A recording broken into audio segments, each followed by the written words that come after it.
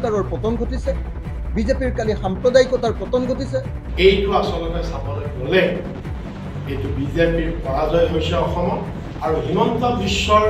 যিটো দম্ভালী ৰাজনীতি আৰু তেওঁৰ লগত তেওঁৰ মন্ত্ৰীসভাৰ কেইগৰাকী মানুহৰ যি অহংকাৰী দাম্ভিকতা যিটো ৰাজনীতি এই ৰাজনীতিৰ অৱসান ঘটিছে অসমত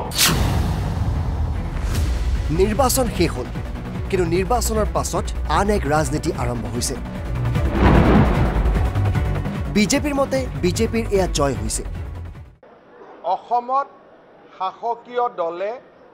আজিলৈকে কেতিয়াও 11খন আসনত বিজয়ী হোৱা নাছিল ভাৰতীয় জনতা পাৰ্টিয়ে অসমতো এক বিৰল কৃতিত্ব স্থাপন কৰিলে যে সমকালীন সময়ত শাসকীয় দলে এক 11খন আসনত বিজয়ী হোৱাৰ যিটো কৃতিত্ব সেই কৃতিত্বৰো অধিকাৰী হ'বলৈ অসমবাসী ৰাইজে আমাক সুবিধা দিলে তাৰ বাবে মই অসমবাসী ৰাইজক ধন্যবাদ জনাইছোঁ দ্বিতীয়তে 11খন লোকসভা নিৰ্বাচনৰ বিজয়ৰ যদি আমি বিশ্লেষণ কৰোঁ সমান্তৰালভাৱে আমি 93খন বিধানসভাত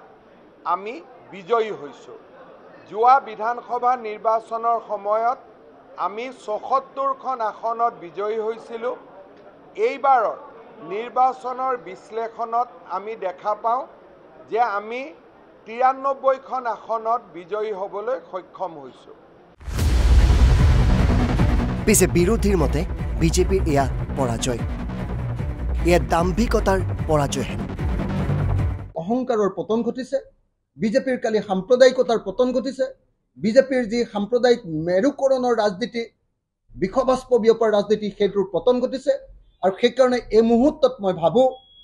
যে অসমৰ ৰাইজক আমি সকলোৱে কংগ্ৰেচুলেট কৰা দৰকাৰ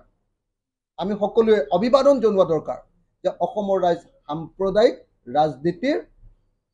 মোহৰ পৰা আঁতৰি আহি এটা বিবেকৰ সংগ্ৰাম তেওঁলোকে গঢ়ি তুলিলে আৰু সেইকাৰণে 2024 চনৰ যি আমাৰ জয় বিৰোধী পক্ষৰ যি জয় এই জয় আমাৰ দলবিলাকৰ জয় নহয় এয়া হ'ল জনতাৰ জয় একেই সুৰ ৰিপুণ বৰাৰো এইটো স্পষ্ট কথা দেখাত সংখ্যাত বিজেপিয়ে নো ডাউট তেওঁলোকে আপোনাৰ তেওঁলোকে নিজাববীয়াকৈ 9খন আসন আৰু তেওঁলোকৰ মিত্ৰজোঁটে 2খন আসন দেখিকে তেওঁলোকে 11খন আসন পাইছে সংখ্যাত তেওঁলোকে অধিক পাইছে আমাতকৈ নো ডাউট কিন্তু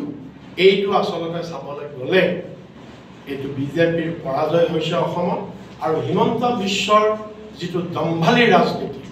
আৰু তেওঁৰ লগত তেওঁৰ মন্ত্ৰীসভাৰ কেইগৰাকী মানুহৰ যি অহংকাৰী দাম্ভিকতা যিটো ৰাজনীতি এই ৰাজনীতিৰ অৱসান ঘটিছে অসমত সাম্প্ৰদায়িক ৰাজনীতিৰ তেওঁলোকৰ অৱসান ঘটিছে আৰু এইটোৱে ইংগিত বহন কৰিছে 2024ত যে বিজেপিৰ যে বিদায় আসন্ন অসমৰ পৰা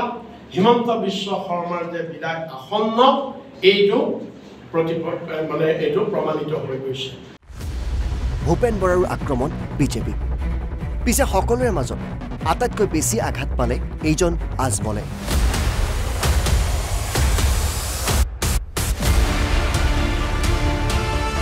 আৰু এনে এটা ঝাটকা পালে যে সেই ঝাটকাৰ পৰা ওলাবলৈ তেওঁক হেনো সময় লাগিব ইমান ডাঙৰ ঝাটকা লগাৰ পিছত একদম আপুনি বহি যাব চিন্তা কৰি ল'ব সেইটো নহ'ব অলপ টাইম দিব লাগিব 100% আমাৰ ভুল আছে নহ'লে যি মানুহবিলাকে আমাক মাথাত উঠাইছিল ইমান কম ভোটে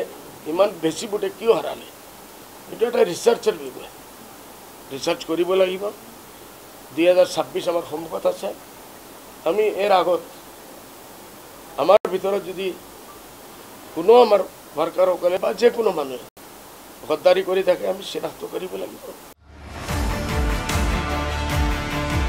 ব্যুৰো ৰিপোৰ্ট এনবি নিউজ